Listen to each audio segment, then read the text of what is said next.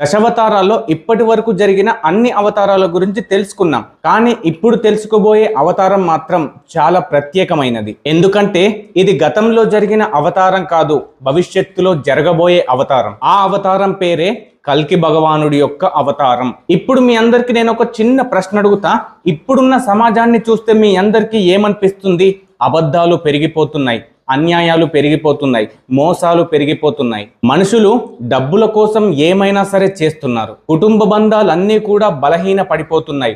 ధర్మం కంటే స్వార్థమే ఎక్కువగా కనిపిస్తుంది. కొన్నిసార్లు అయితే ఇలా అధర్మం పెరిగిపోతే ఈ ప్రపంచం అనేది ఎక్కడికి వెళ్ళిపోతుంది అని చాలా సార్లు అనిపిస్తుంది. ఇదే విషయాన్ని పురాణాల్లో కొన్ని లక్షల సంవత్సరాల క్రితమే చెప్పబడింది. కలియుగం చివర్లో అధర్మం అనేది పరకాష్ఠకు చేరుకుంటుందని, నిజాయితీగా జీవించే వాళ్ళు చాలా తక్కువ మందే మిగిలిపోతారని, మనుషులు ధర్మాన్ని మొత్తం మర్చిపోతారని, అలాగే ప్రకృతిలో వివిధమైన మార్పులు సంభవిస్తాయని పురాణాల్లో వివరించబడింది. అయితే ఆ సమయంలో దేవతలందరూ కూడా శ్రీ మహావిష్ణువు దగ్గరికి వెళ్ళి ప్రార్థిస్తారు. ప్రభు, ధర్మాన్ని తిరిగి మళ్ళీ స్థాపించే సమయం వచ్చింది, కాబట్టి మీరు అధర్మాన్ని తుడిచివేయండి అని చెప్పి వేడుకుంటారు. అప్పుడు శ్రీ మహావిష్ణువు తన చివరి అవతారమైన కల్కి అవతారాన్ని ఎత్తుతాడని పురాణాలు మనకు చెప్తున్నాయి. అయితే ఇక్కడ మీరందరూ కూడా ఒక విషయాన్ని గుర్తుపెట్టుకోవాలి. ఈ కల్కి అవతారం గురించి సంబంధించిన వివరాలు అనేవి ప్రధానంగా భాగవత పురాణం, విష్ణు పురాణం, కల్కి పురాణం నుంచి సేకరించబడినవి. కాబట్టి ఈ కల్కి భగవానుడి యొక్క అవతారం అనేది ఆ వివరాల ఆధారంగా మాత్రమే చెప్పబడుతుంది. అయితే అసలు కల్కి భగవానుడు ఎవరు, ఆయన ఎక్కడ జన్మిస్తాడో, ఆయన యొక్క తల్లిదండ్రులు ఎవరు, అలాగే ఆయన చేతిలో ఉండే ఖడ్గం యొక్క రహస్యం ఏంటి, అవన్నీ కూడా మనం ఈ వీడియోలో చాలా క్లారిటీగా మాట్లాడుకుందాం. అంతకన్నా ముందు మీకు కల్కి భగవానుడి యొక్క వివరాలు మొత్తం తెలియాలి అంటే ఈ వీడియోని ఎక్కడ కూడా స్కిప్ చేయకుండా చూస్తేనే మీకు చాలా క్లారిటీగా వస్తుంది. అలాగే ఇలాంటి పురాణాలకి సంబంధించిన వీడియోలు మీకు కావాలనుకుంటే నా ఛానల్ని సబ్స్క్రైబ్ చేసుకొని బెల్ ఐకాన్ ఆన్లో పెట్టుకుంటే మీకు నెక్స్ట్ వీడియోలు అన్ని నోటిఫికేషన్లో వస్తాయి. వెంటనే చూసి పురాణాల గురించి తెలుసుకోవచ్చు. ఇక వీడియోలోకి వెళ్తే ఇప్పుడు కల్కి భగవానుడి యొక్క జననం గురించి తెలుసుకుందాం. శ్రీరాముడు అయోధ్యలో పుట్టాడు, శ్రీకృష్ణుడు మధుర నగరంలో పుట్టాడు. అలాగే కల్కి భగవానుడు కూడా ఒక ప్రత్యేకమైన గ్రామంలో జన్మిస్తాడని మనకు పురాణాలు చెప్తున్నాయి. ఆ ప్రత్యేకమైన గ్రామం పేరే శంబాల. అయితే పురాణాల ప్రకారం కలియుగం చివర్లో ధర్మాన్ని పాటించే కొద్ది మంది మాత్రమే ఆ స్థలంలో జీవిస్తారని చెప్పారు. అదే శంబాల గ్రామంలో విష్ణుయసుడు అనే ఒక బ్రాహ్మణుడికి, అలాగే తన భార్య అయిన సుమతి దేవికి, ఇద్దరికి కూడా ఈ కల్కి భగవానుడు జన్మిస్తాడని పురాణాల్లో ఉంది. అయితే ఇక్కడ ఒక విషయాన్ని మీరు గమనించారా? శ్రీ మహావిష్ణువు జన్మించిన ప్రతిసారి రాజభవనంలో, రాజ్మహల్లో జన్మించలేదు. ఆయన యొక్క అవతారాన్ని బట్టి, ఆయన యొక్క అవసరాన్ని బట్టి ఎక్కడ పడితే అక్కడే జన్మించాడు. కాబట్టి కల్కి అవతారం కూడా అలాంటిదే. కల్కి భగవానుడు పుట్టగానే ఆయనలో అసాధారణమైన లక్షణాలు కనిపిస్తాయని, చిన్నప్పటి నుంచే ధర్మం, న్యాయం, పరాక్రమం వైపు ఆకర్షితుడవుతాడని ఉంది. అలా పుట్టిన కొన్ని సంవత్సరాల తర్వాత చిరంజీవి అయిన పరశురాముడి యొక్క అవతారం వచ్చి శ్రీ మహావిష్ణువుకు విద్యాభ్యాసం నేర్పిస్తాడు. అవును, మీరు విన్నది నిజమే. ఈ చిరంజీవి అయిన పరశురాముడే రాను రాను భవిష్యత్తులో కల్కి భగవానుడికి విద్యాభ్యాసం, ధర్మం, న్యాయం అన్నీ కూడా బోధిస్తాడని చెప్పి పురాణాల్లో ఉంది. అందుకే కల్కి భగవానుడు కేవలం ఒక యోధుడు మాత్రమే కాదు, ధర్మాన్ని తిరిగి స్థాపించడానికి సిద్ధమైన ఒక దైవ శక్తిగా పరిగణించబడతాడు. కానీ ఎప్పుడైనా మీరు ఒక విషయాన్ని గమనించారా? కల్కి భగవానుడి దగ్గర ఉండే తెల్లటి గుర్రం, అలాగే అతని చేతిలో ఉండే ఖడ్గాల గురించి ఎప్పుడైనా మీరు ఆలోచించారా? ఆ గుర్రం పేరేంటి? ఆ ఖడ్గం యొక్క ప్రత్యేకత ఏంటి? పురాణాలు వాటి గురించి ఏం చెప్తున్నాయి మనం ఇప్పుడు ఈ వీడియోలో తెలుసుకుందాం. ఇప్పుడు కల్కి భగవానుడి గురించి ఎక్కువగా వినిపించే రెండు విషయాల గురించి తెలుసుకుందాం. అందులో మొదటిది ఆయన ఎక్కే తెల్లటి గుర్రం, అలాగే రెండవది ఆయన చేతిలో ఉండే ఒక ప్రత్యేకమైన ఖడ్గం. పురాణాల ప్రకారం అయితే ఆ గుర్రం పేరు దేవదత్తం. ఆ గుర్రం సాధారణమైన గుర్రం కాదు, అనేకమైన దివ్య శక్తులు కలిగిన అశ్వం. ఆ అశ్వం పైన కల్కి భగవానుడు ఈ ప్రపంచమంతా తిరిగి ధర్మాన్ని మళ్ళీ తిరిగి స్థాపిస్తాడని పురాణాల్లో ఉంది. అలాగే కల్కి భగవానుడి చేతిలో ఒక ప్రకాశవంతమైన ఖడ్గం కూడా ఉంటుంది. అయితే కల్కి భగవానుడు ఖడ్గం పట్టుకోవడం చూసి చాలా మందికి కొన్ని సందేహాలు వస్తాయి. ఈ రోజుల్లో తుపాకులు, క్షిపణులు, అనేకమైన టెక్నాలజీ ఉన్న సమయంలో అసలు ఖడ్గంతోనే యుద్ధం ఎలా జరుగుతుంది అని చెప్పి చాలా మందికి సందేహాలు వస్తాయి.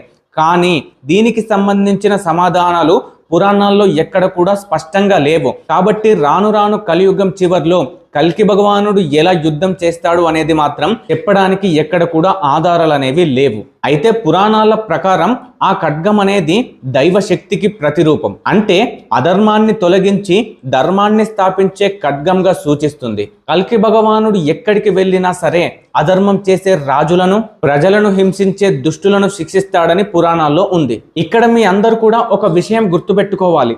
కల్కి అవతారం అనేది కోపం కోసం కాదు, ప్రతీకారం కోసం కాదు, కేవలం ధర్మాన్ని తిరిగి మళ్ళీ స్థాపించడానికి మాత్రమే. ఒక డాక్టర్ ఎలాగైతే ఒక శరీరంలో ఉన్న రోగాన్ని మాత్రమే బయటకు తీస్తాడో, అలాగే ఈ సమాజంలో ఉన్న అధర్మాన్ని మొత్తం తొలగిస్తాడని పురాణాలు మనకు చెప్తున్నాయి. అందుకే కల్కి భగవానుడి చేతిలో ఉన్న ఖడ్గం కేవలం విధ్వంసానికి మాత్రమే కాదు, ధర్మ సంస్థాపన కోసమై ప్రతీక. అయితే ఇవన్నీ జరిగిన తర్వాత ఇంకో ప్రశ్న కూడా మనందరికీ తలెత్తుతుంది. అసలు కల్కి భగవానుడు ఈ సమాజంలో అధర్మాన్ని మొత్తం తొలగించి ధర్మాన్ని స్థాపించిన తర్వాత ఏం జరుగుతుంది? కలియుగం నిజంగానే ముగిసిపోతుందా? మళ్ళీ సత్యయుగం ప్రారంభమవుతుందా? ఈ విషయాన్ని మనం ఇప్పుడు తెలుసుకుందాం. అసలు కల్కి భగవానుడు ఈ భూమిపైన అవతరించిన తర్వాత ఏం జరుగుతుంది? ఇదే ప్రశ్న చాలా మంది యొక్క మదిలో మెదులుతుంది. అయితే కల్కి భగవానుడు అవతరించిన తర్వాత ఈ సమాజంలో అధర్మాన్ని మొత్తం తొలగించి ధర్మాన్ని తిరిగి మళ్ళీ స్థాపిస్తాడు. ప్రజలను హింసించే దుష్ట రాజులు, అలాగే అన్యాయాన్ని పెంపొందించే ఎంతో మంది ప్రజలు, వీళ్ళందరినీ కూడా ఆయన తన గుర్రం పైన తిరిగి అందరినీ కూడా సంహరిస్తాడు. అయితే దీని యొక్క అర్థం ఏంటంటే కల్కి భగవానుడు ప్రజలందరినీ హింసించడు, కేవలం అధర్మాన్ని ఎవరైతే పాటిస్తారో, ధర్మాన్ని ఎవరైతే విడిచిపెడతాడో వాళ్ళని మాత్రమే హింసిస్తాడు. అయితే పురాణాలు మనకిచ్చే సందేశం ఏంటంటే అధర్మం ఎంత పెరిగినా సరే అది శాశ్వతం కాదు, చివరికి ధర్మమే విజయం సాధిస్తుంది. కల్కి భగవానుడు తన కార్యాన్ని పూర్తి చేసిన తర్వాత ఈ కలియుగం అనేది ముగిసి కొత్త సత్యయుగం ప్రారంభమవుతుందని పురాణాలు చెప్తున్నాయి. అంటే మళ్ళీ నిజాయితీ, దయ, కరుణ, ధర్మం ఇవన్నీ కూడా వృద్ధిలోకి వస్తాయని పురాణాల్లో మనకు ఉంది. దీనికి సంబంధించి ఒక చిన్న ఉదాహరణ తెలుసుకుందాం. మనకు రాత్రి ఎంత చీకటిగా ఉన్నా సరే మళ్ళీ తిరిగి సూర్యుడు ఉదయిస్తాడు కదా, అలాగే అధర్మం అనేది ఎంత పెరిగిపోయినా సరే ధర్మం వచ్చి ఆ అధర్మాన్ని మొత్తం తొలగిస్తుంది. ఇదే కల్కి అవతారం మనకు ఇచ్చే ఒక గొప్ప ఆశ. అయితే చాలా మంది మనల్ని ఇంకొక ప్రశ్న కూడా అడుగుతారు, కల్కి భగవానుడు అసలు ఎప్పుడు వస్తారు? ఇప్పుడు మనకు జరుగుతుంది కలియుగమే కదా, మరి ఆయన ఇంకా ఎందుకు రాలేదు అని అడుగుతారు. ఈ ప్రశ్నకు మన పురాణాలు ఏం చెప్తున్నాయి అనేది ఇప్పుడు మనం తెలుసుకుందాం. ఇప్పుడు అందరి మనసులో ఉండే ప్రశ్నకు సమాధానం తెలుసుకుందాం.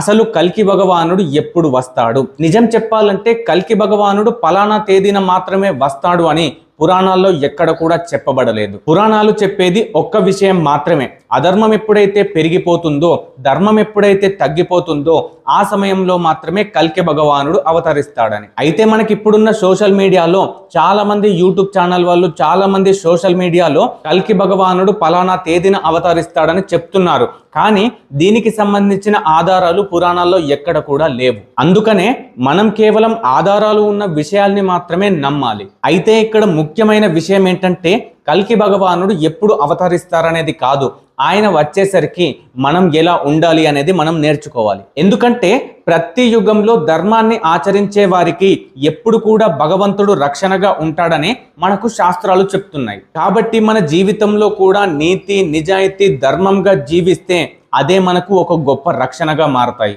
అయితే చాలా మంది కల్కి భగవానుడి యొక్క అవతారం గురించి తెలుసుకోవాలనే ఆసక్తితో ఉంటారు. కానీ కల్కి అవతారం ఇచ్చే సందేశం ఒక్కటే, ఈ ప్రపంచం మారాలని చూడకు, ముందు నువ్వు ధర్మంగా జీవించు అని. అయితే ఇదే విషయాన్ని మనం ఇంకొద్దిగా క్లారిటీగా తెలుసుకుందాం. ఇప్పటి వరకు మనం దశావతారాల్లో జరిగిన అన్ని అవతారాల గురించి తెలుసుకున్నాం. మత్స్య అవతారం నుంచి కల్కి అవతారం వరకు అన్ని తెలుసుకున్నాం. ప్రతి ఒక్క అవతారం మనకు ఒక గొప్ప సందేశాన్ని ఇస్తున్నాయి. మత్స్య అవతారం జ్ఞానాన్ని కాపాడడం నేర్పింది, కూర్మ అవతారం సహనాన్ని నేర్పించింది, వరాహ అవతారం ధర్మ రక్షణను చూపించింది, నరసింహ అవతారం భక్తుణ్ణి భగవంతుడు ఎప్పుడు కూడా విడిచిపెట్టడు అని చెప్పి నిరూపించింది, వామన అవతారం మనకు వినయాన్ని నేర్పించింది, పరశురామ అవతారం అధర్మం చేసే ప్రతి ఒక్కరికి శిక్ష ఉంటుందని తెలియజేసింది, శ్రీరామ అవతారం ధర్మంగా జీవించి చూపించింది, శ్రీకృష్ణ అవతారం ధర్మంగా జీవితంలో ఎలా గడపాలో భగవద్గీత ఆధారంగా తెలిపింది, బుద్ధ అవతారం దయ, కరుణ, శాంతి ఇవన్నిటినీ కూడా నేర్పించింది. బలరామ అవతారం ఎంత శక్తి ఉన్నా సరే వినయంగా ఉండాలని నేర్పించింది. అయితే ఇప్పుడు ఈ వీడియోలో తెలుసుకున్న కల్కి అవతారం మనకు ఏం చెప్తుంది? కల్కి అవతారం కేవలం భవిష్యత్తులో జరగబోయే సంఘటనల గురించి మాత్రమే కాదు, మన జీవితంలో అధర్మం పెరిగిన ప్రతిసారి, అంటే అన్యాయం, అధర్మం, నిజాయితీ ఎప్పుడైతే మనం తప్పిపోతామో ఆ సమయంలో మన మనస్సులో ధర్మాన్ని తిరిగి స్థాపించాలని కల్కి అవతారం నేర్పిస్తుంది. అందుకే కల్కి అవతారం అనేది మనకు భయాన్ని కలిగించే అవతారం కాదు, ఒక మంచి ఆశను కలిగించే కథ. ఎంత చీకటి ఉన్నా చివరికి వెలుగే వస్తుంది, అలాగే ఎంత అధర్మం పెరిగిపోయినా చివరికి ధర్మమే విజయాన్ని సాధిస్తుంది. ఇదే దశావతారాల యొక్క సారాంశం. ఈ దశావతారాల సిరీస్ నుంచి మీరు ఏదో ఒకటి నేర్చుకుంటారని నేను ఆశిస్తున్నాను. మీకు దశావతారాలు అన్నింటిలోకించి ఏ అవతారం నచ్చిందో కామెంట్ బాక్స్ లో తెలపండి. ఈ వీడియో గనుక నచ్చితే ఖచ్చితంగా ఒక లైక్ చేయడం మర్చిపోకండి. అలాగే ఇటువంటి పురాణాలు, ఇతిహాసాలు, మహాభారతం, భగవద్గీత వీడియోలు మీకు నెక్స్ట్ వీడియోలో కావాలి అంటే ఛానల్ని సబ్స్క్రైబ్ చేసి బెల్ ఐకాన్ ఆన్లో పెట్టుకుంటే మీరు తొందరగా నా నెక్స్ట్ వీడియో వచ్చినప్పుడు చూసేయచ్చు. మరో ఆసక్తికరమైన వీడియోతో కలుద్దాం. అప్పటి వరకు ధర్మాన్ని ఆచరిద్దాం, జ్ఞానాన్ని పెంచుకుందాం, భగవంతుణ్ణి స్మరిద్దాం. జై శ్రీమన్నారాయణ.